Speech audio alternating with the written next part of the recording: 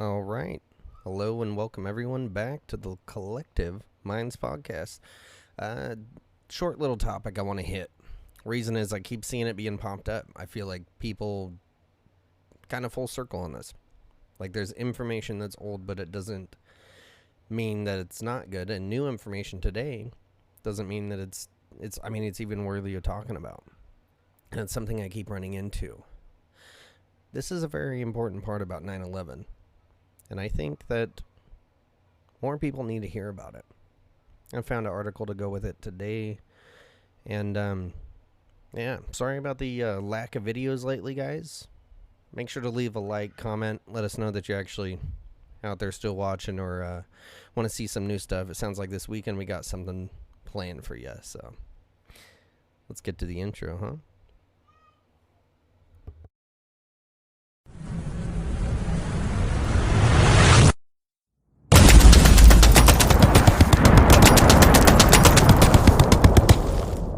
Welcome to the Collective Minds podcast. Never fucking cut it. Shut. No way. Never fucking No cut it. way. Like, Austin, you trying to tell something else right now?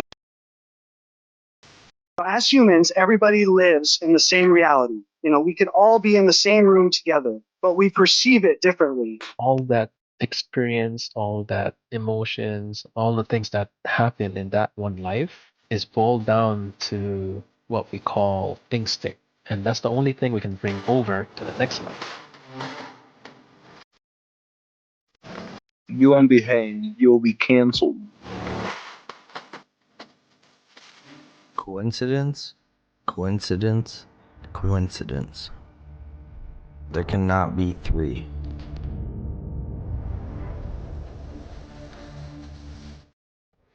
All right, the dancing Israelis. For those of you that don't know, there was a group of people arrested on the day of 9/11, seemingly celebrating for what was happening.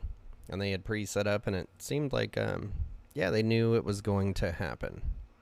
So let's jump into this article. Hopefully it covers most of it, and see where it takes us. So the dancing Israelis, FBI docs shed light on apparent Mossad foreknowledge of 9/11 attacks back in September 2019. So this is, right before COVID.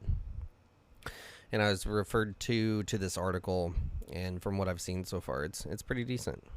It says, as another 9/11 anniversary comes and goes, many questions surrounding the events remained unanswered. Mint Press brings you a freshly updated article, originally published in May 2019, that seeks answers to some of those questions. Let's see. Give me a little background music here.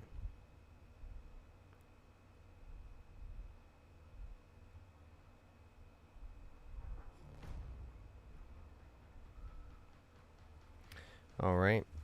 New York. For nearly 2 decades, one of the most overlooked and little-known arrests made in the aftermath of the September 11th attacks was that of the so-called high fivers. And until today, I didn't ever hear them being called that either. Or the dancing Israelis. However, new information released by the FBI on May 7th has brought fresh scrutiny to the possibility that the dancing Israelis, at least 2 of whom were known Mossad operatives, had prior knowledge of the attacks on the World Trade Center.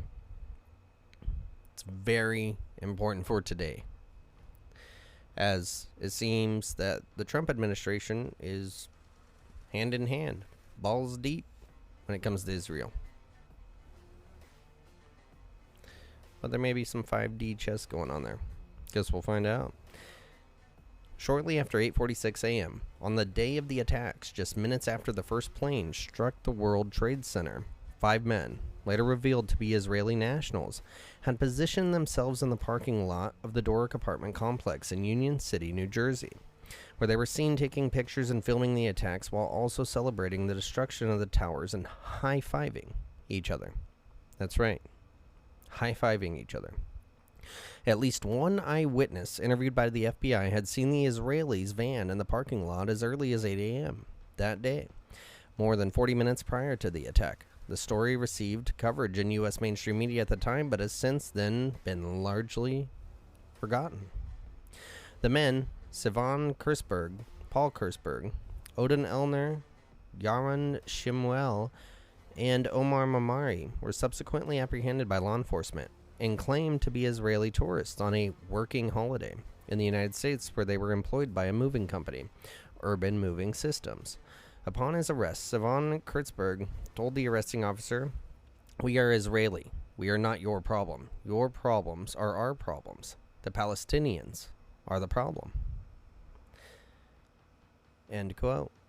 For years, the official story has been that these individuals, while they had engaged in immature behavior by celebrating and being visibly happy in their documenting of the attacks, had no prior knowledge of the attack. However, newly released FBI copies of the photos taken by the 5 Israelis strongly suggest that these individuals had prior knowledge of the attacks in the World Trade Center. The copies of the photos were obtained via a FOIA request made by a private civilian. You would think so. So here are the photos. They're there almost an hour before the attacks, setting up like it's a football game. They're out barbecuing. These people knew. There's only one way to know, and it's not because someone else did it. That's our enemies, and we just knew. We were here for the big surprise, right? And if more Americans knew this, they'd be pissed. Because if the Israeli government knew of this, they could have stopped it.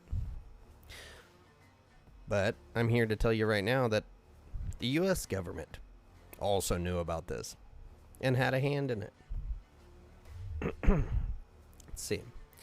According to a former high-ranking American intelligence official who spoke to the Jewish Daily Forward in 2002, the FBI concluded in its investigation that the 5 Israelis arrested were conducting a Mossad surveillance mission, and that their employer, Urban Moving Systems of Weehawken, New Jersey, served as a front. I'm going to correlate some dots here. When the 5G got rolled out, a lot of the vans that were driving around and then people getting out and then installing these towers were like carpet cleaning companies or appliance repair companies.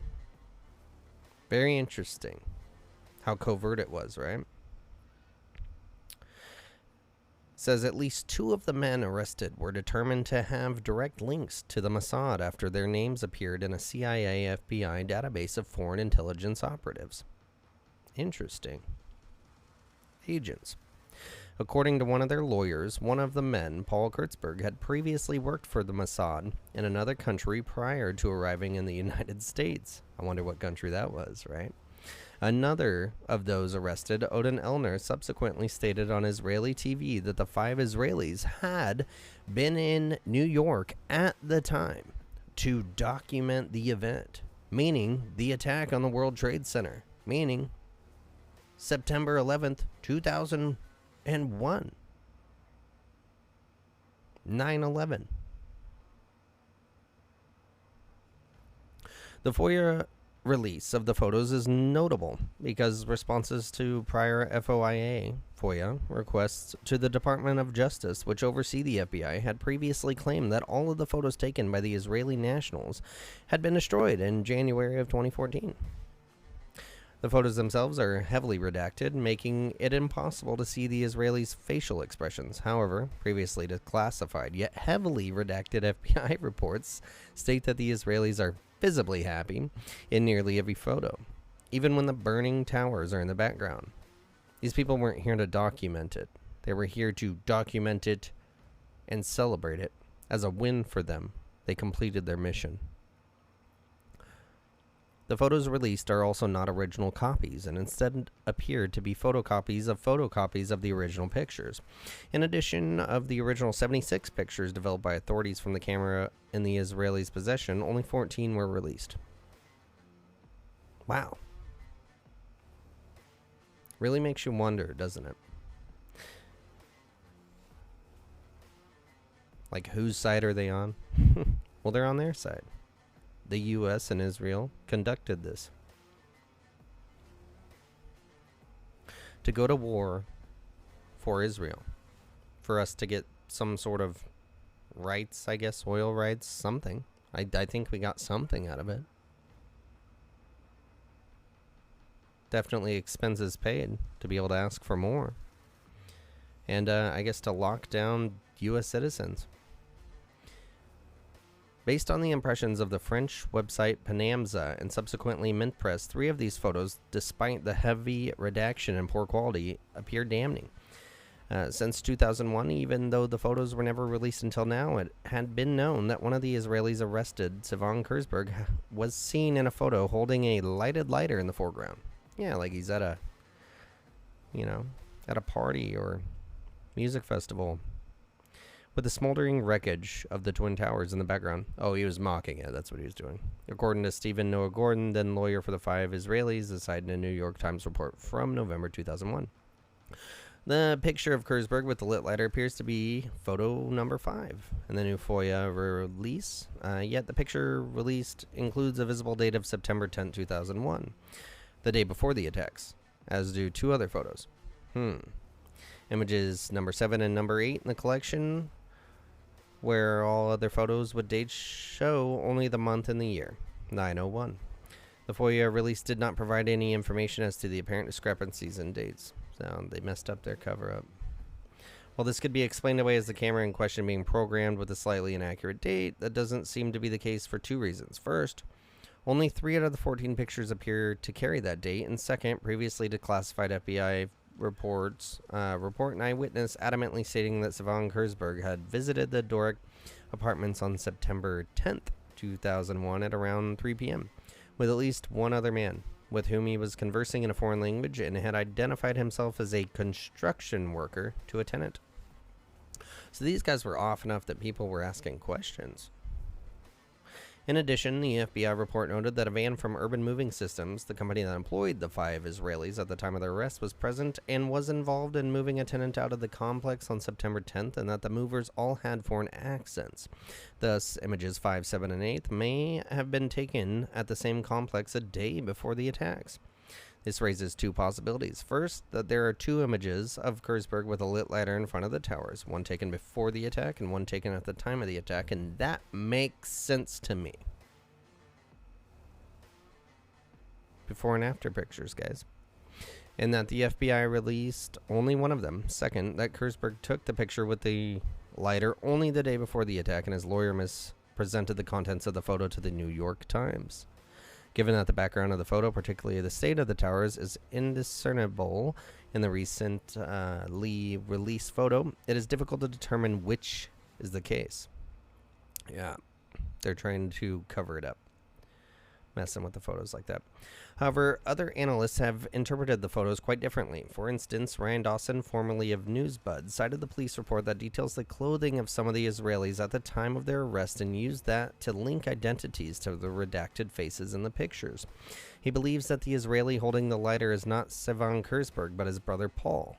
Meanwhile, the person who filed the FOIA request that resulted in the picture's release, who wished to stay anonymous, thought that Omer Mamari was more likely to be the man with the lighter.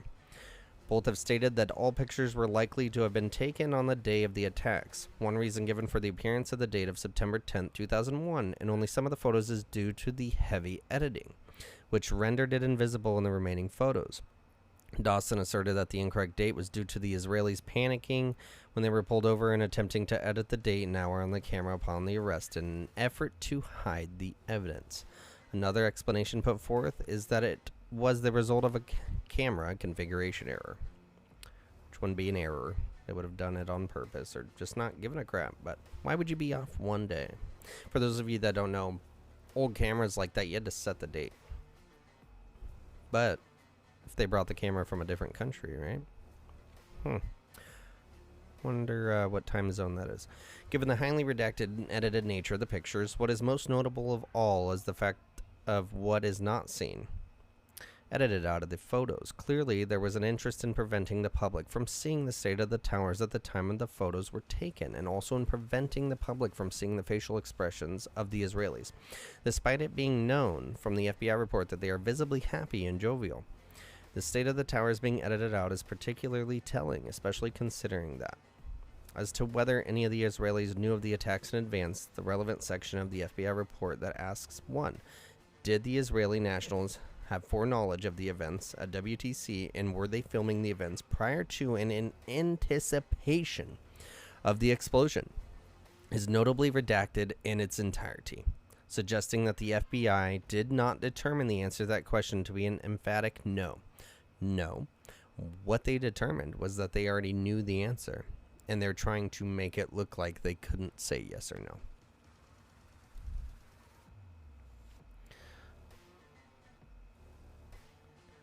If images 5 and 7 were indeed taken the day prior to the attack, the question then becomes why the FBI officially concluded that the arrested Israelis had no prior knowledge of the attacks. One report from ABC News, dated June 2002, suggests that the Bush administration intervened in the investigation. That report states that Israeli and U.S. government officials worked out a deal, and after 71 days, the 5 Israelis were taken out of jail, put on a plane, and deported back home. That just happened with some Israeli leader here in the U.S. on pedophile charges. I think yesterday. Same thing happened. Further evidence that higher ups in the administration intervened is the fact that then Attorney General John Ashcroft personally signed off on the detainees' release. Wow. Upon his entering the private sector as a lobbyist and consultant in 2005, the Israeli government became one of Ashcroft's first clients. Disgusting. So it goes, a cover-up certainly seems to have happened to some extent between the destruction of records of the investigation, the fact that official conclusions of the investigation do not add up. In the latter case, the FBI, in a file dated September 24th, 2001, officially stated that they determined that none of the Israelis were actively engaged in clandestine intelligence activities in the United States. Disgusting. However, that conclusion was directly contradicted by U.S. officials a year later and by the fact that Israel's own government subsequently acknowledged that the 5 Israelis had indeed been involved in clandestine intelligence activities in the United States. How embarrassing. They couldn't even keep their story straight.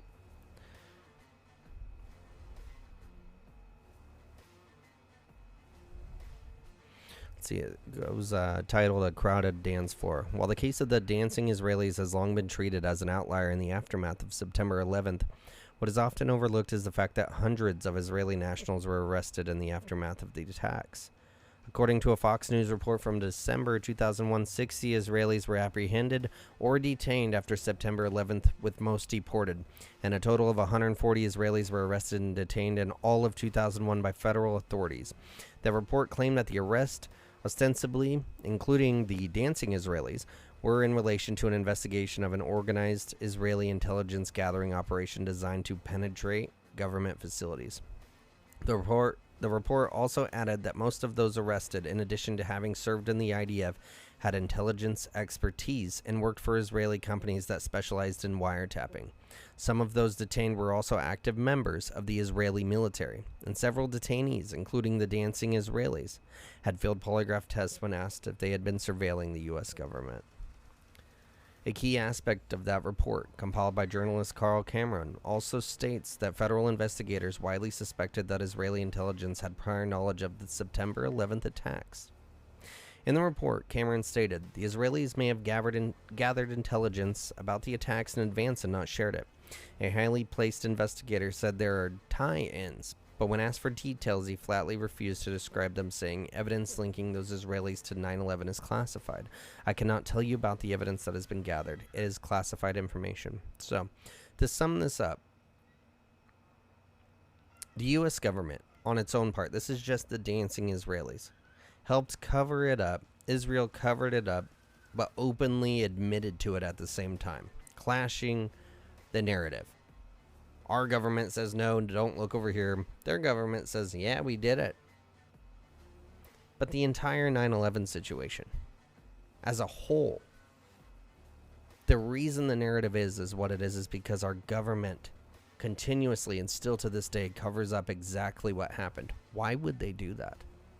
They're the perpetrators. That's why. Tied with the Israeli government. So, let us know what you think. We'll catch you hopefully this weekend live. And yeah, make sure to leave a comment, let us know what you think. We'll catch you on the next one.